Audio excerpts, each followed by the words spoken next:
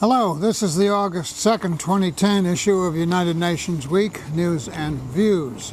My name is John Kerry, and the views expressed here are mine alone unless I indicate some other source. The first item that I want to take up today is good news.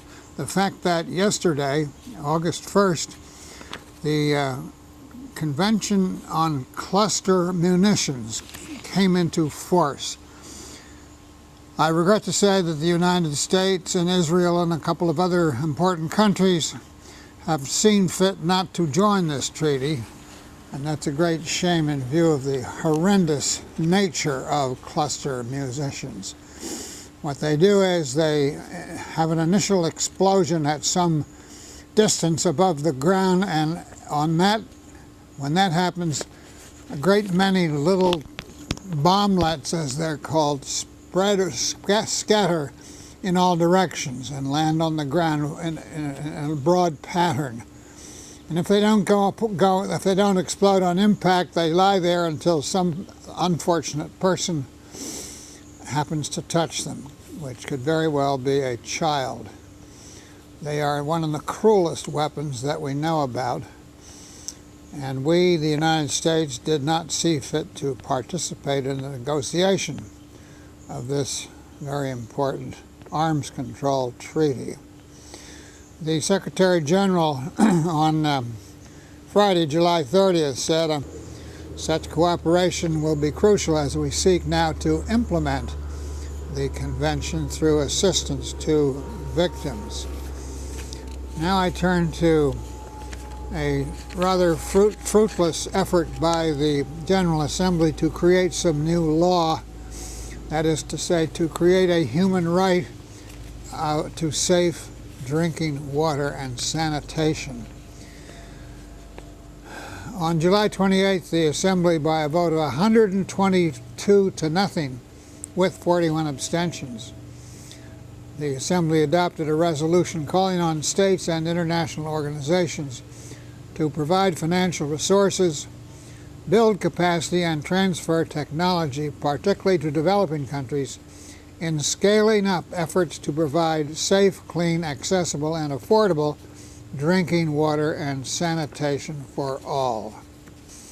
Bolivia introduced the text of the resolution, and its representative said that the human right to water had not been fully recognized, despite references to it in various international instruments.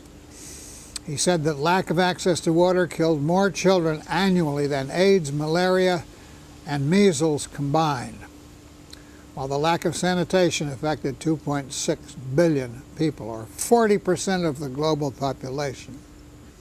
The United States representative hinted at differences of opinion on whether the Assembly should have taken action on the text that was before it, and the U.S. representative abstained from voting, even though it had been the U.S. that called for a vote. The representative said that the text could undermine the work of the UN Human Rights Council on this subject. Imagine that, the United States defending the Human Rights Council, whereas previously we seemed to take every opportunity to lambaste the Council. The U.S. said that the text had not been drafted in a transparent manner.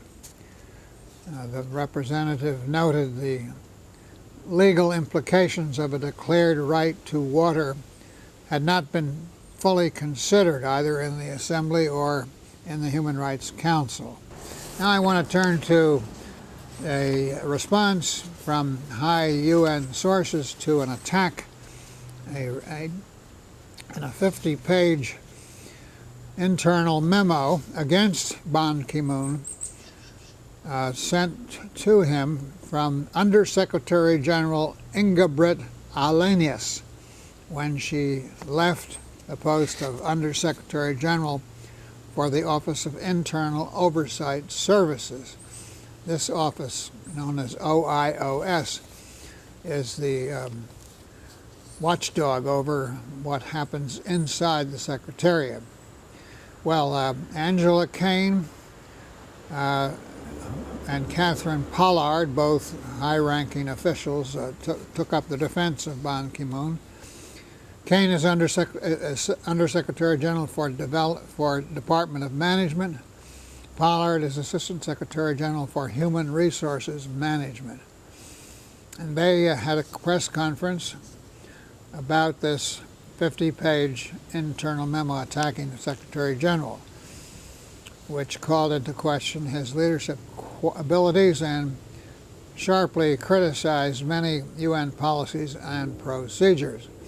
Ms. Kaine, who said the memo was supposed to be an, quote, end of assignment report, unquote, said, and also an internal management tool, added that there were numerous inaccuracies in it, but that its contents would be taken seriously. However, she reiterated, quote, this is an end of assignment report. It is a personal opinion of one person, unquote.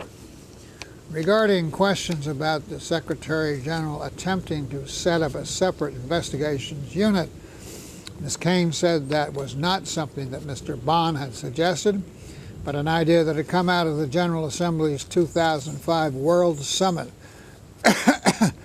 The outcome document of that summit had requested the establishment of a task force which would involve OIOS, she said. Quote, it is not correct to say the Secretary General was attempting to set up another investigative capacity. That is absolutely not correct, and I must respond to that in the strongest terms. He has been very supportive of OIOS and its investigative capacity, unquote. Those are strong words coming from a high-ranking UN Secretariat member. Ms. Kaine said that as regards whistleblowers, that there was a strong policy on their behalf because such policies were an important part of an international organization like the UN. The scathing critique of the Secretary General on issues such as Myanmar was, quote, surprising and not reflective of the facts, unquote, said Ms. Kaine, adding, quote, in fact, Secretary General Ban Ki-moon has been at the forefront of the important issues of the day, such as climate change, unquote. Now, finally, I turn to the Galapagos Islands, which on July 29th were declared to be no longer endangered because of Ecuador's headway in combating threats posed by invasive species, unbridled tourism, and overfishing. But the islands have now been taken off the list of World Heritage Sites considered to be in danger by UNESCO. The islands are 19 islands and a marine reserve, 1,000 kilometers from the South American continent.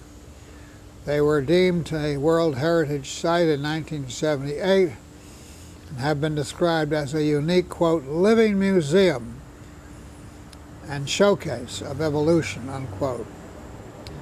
Along with the island's extreme isolation, these processes led to the development of unusual animal life, such as the land iguana and the giant tortoise, which inspired Charles Darwin's theory of evolution by natural selection after his visit to the Galapagos in 1835.